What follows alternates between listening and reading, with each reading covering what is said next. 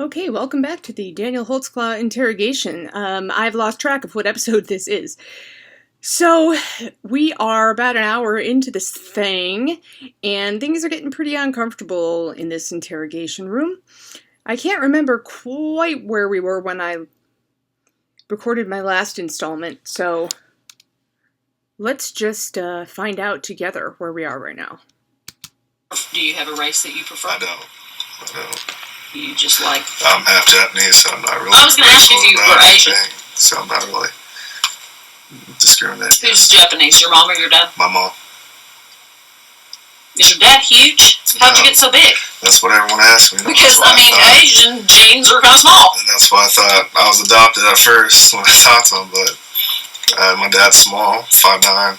Japanese people are small in general. So, again, small talk, unrelated, or I should say mostly unrelated, to the issue at hand. They are interested to know if he has a preferred race just because all of his victims were black. And then she's masterfully kind of using that to segue into a non-confrontational topic. Doing that kind of increasing the pressure and then backing off, and then increasing the pressure some more and then backing off. She's doing that to keep him unstable, right? Because if you are just constantly going at someone for hours and hours and hours with no break, they're just going to put up a wall, and that wall is going to get more reinforcements behind it as the interview goes on. So this is a way to kind of destabilize it and prevent that wall from getting erected or at least fortified quite so much. Wow. How tall are you? About 6'2". Wow. He got big. Does Daddy have some big guys on his side? He's a family of 3. Well, he'll be with him with 4 brothers, but I think his generation, his uncle was pretty tall, and I think that's where I got it.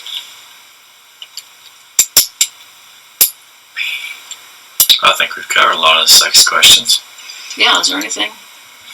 You got any sex questions? I don't. You got anything of us? I don't.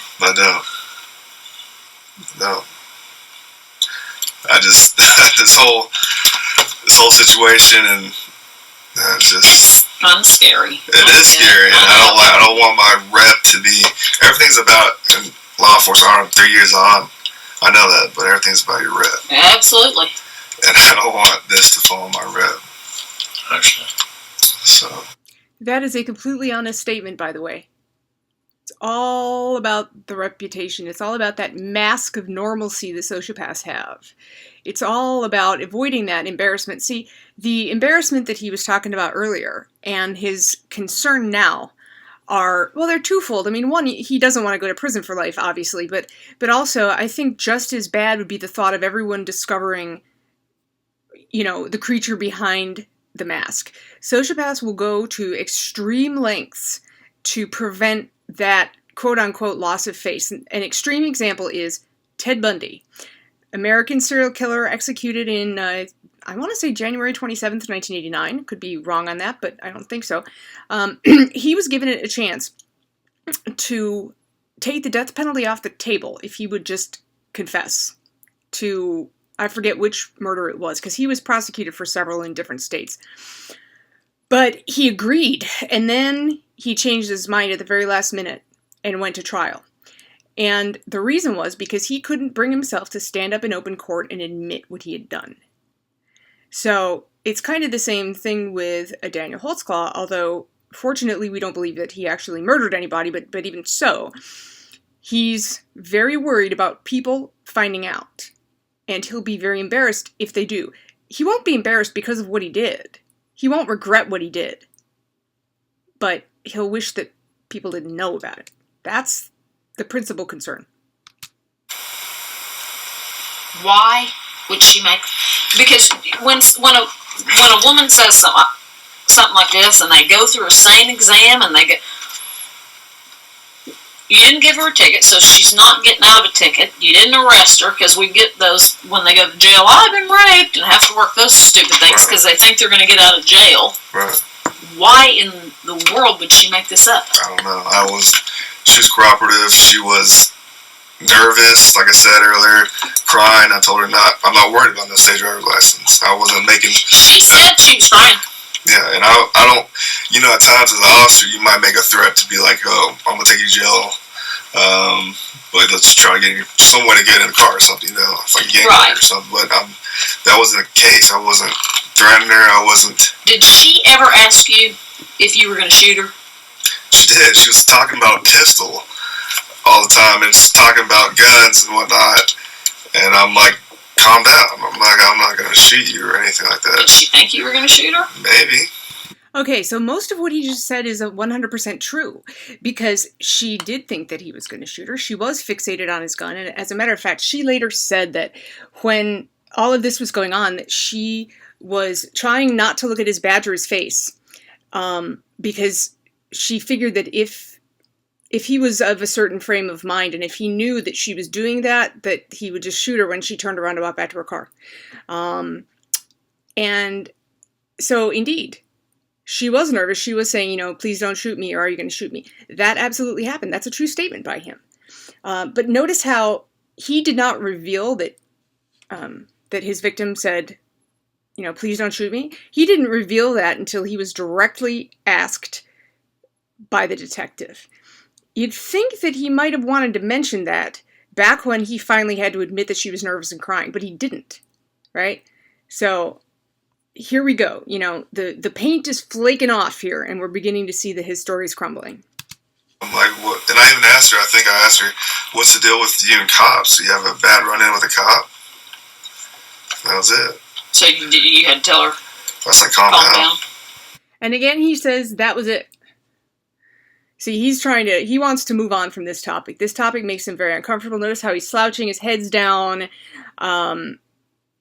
He's still doing a good job of keeping his voice well modulated. And, but I'm sure that on the inside, there's just a tornado going on as he's trying to figure out how to account for all this stuff. Did you ever say, I promise I'll let you go? I did. I said, I promise I'll let you go. I'm not worried about no state driver's licenses or anything inside that car. Did you tell her you're going to follow her home? I did. But then when she took forever to turn around, I got annoyed and I was like, screw it, let's go. But I saw in the rearview mirror, and I saw her take 44 when I went northbound on Broadway. Where did she live? She said she was going to sister's house in Ann Arbor. Were you really going to follow her? That's far. I was going to drift off, and I might really follow her, but I'm just going to drift off and, okay, she's good to go. So I didn't think at first she was drunk. She wasn't over the legal limit. Okay, now, this is weird here. Why did he just bring up the drinking again? And then I didn't think she was over the legal limit. Where did that come in? They weren't even talking about the alcohol. They were talking about him following her home. That kind of shows that he is wanting to deflect the conversation from the current line of questioning, kind of so sex-centric, and bring it back to his cop duties as a responsible police officer. Notice also he's got that tension in his face. He's kind of like sucking on his lips. He's licking his lips. Again, that's just another sign of, like, he really is under tension here. He really wants to get off this topic. I thought alcohol was on board, but nothing where she's DUI.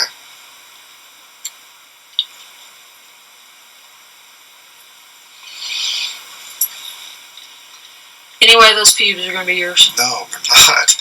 Please. I know, we're going to test it. It just takes... Anyway, your skin cells are going to be anywhere on her mouth. No. Skin cells from your fingers.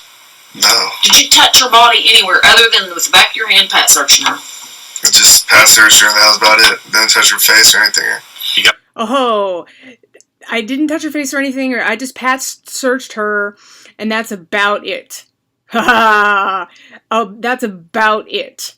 Wow, right? Yeah, that is about it, except for the part where you forced her to suck you off. Again, it's the truth fused to deceive. Now, when she asked him that, did your hands go anywhere on her, it would have been smarter of him to say, well, yeah, actually, you know what? After I did the back of the hand, but then I decided that I wanted to, frisk her down.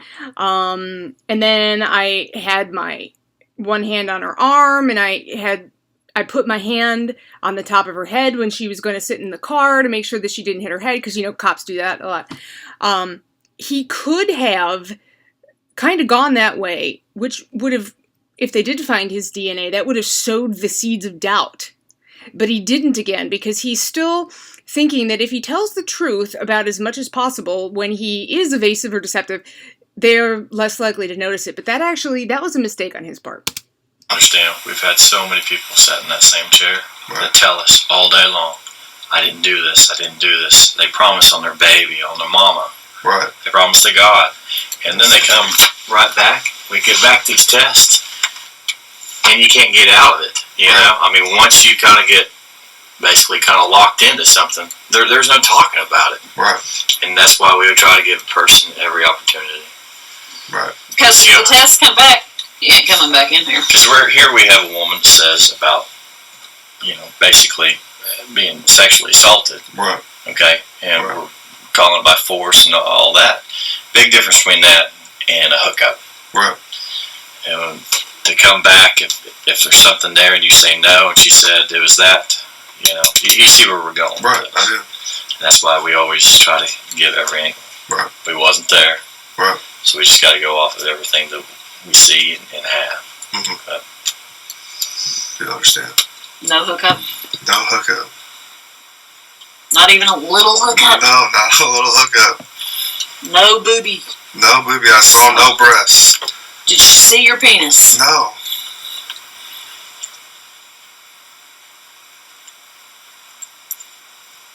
I'm just trying to think of anything that she could have misconstrued. Or why did she go to all this trouble? I don't know. Did you do anything that pissed her off? That's what I'm saying. I don't think I did anything when I was talking to her. I wasn't rude. She was cooperative. I wasn't at a point where I'd be like, okay, you're going to jail or something or whatnot. I don't think I made any threats to make, to get in the car, like I said, or anything like that. When we first walked into the office, first time you saw us, okay? Right. And we just kind of started talking. You brought up this traffic stop. Because the major came in, or the captain talking about 50th and Lincoln. Okay. When he came and got you? Yeah. What did he say to you? I think it was the captain, and then we were in the major's office, and he said something accusations of 50th and Lincoln. And I didn't hear any rumors going into the station or anything. I was just going to show up and line up like I normally do. So again with the rumors. He's embarrassed. Then he hasn't heard rumors. Then he knows rumors are all over the station. And now he's saying he didn't hear rumors again. This is flip-flop, flip-flop. When you came in, you said something about, wow, why are all them guys here? I don't think I said I was shocked. You said that in the car, you were like, when I saw everybody, I was like, whoa, I wonder. Because did you think we were there for you? I saw that, and I knew from Academy, what's going on. Did you think it was for you? I didn't know. I didn't see it. I've never been in trouble like this before. Okay, I've never been in trouble like this before. Here's the thing.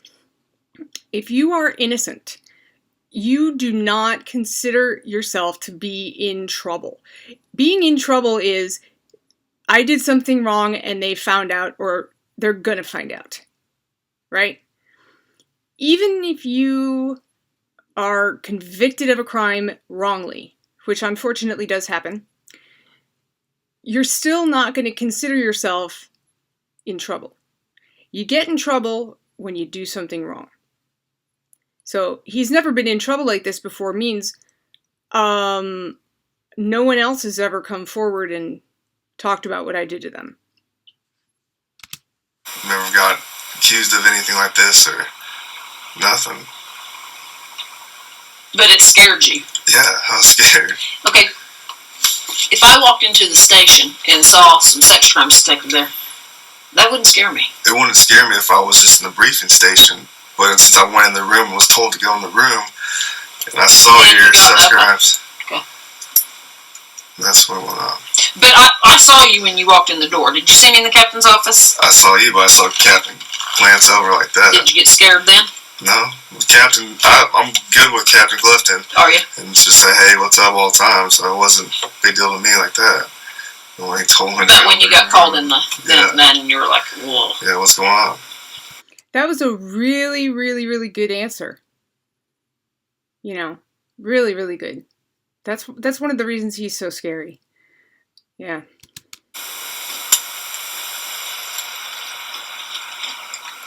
What's your phone number?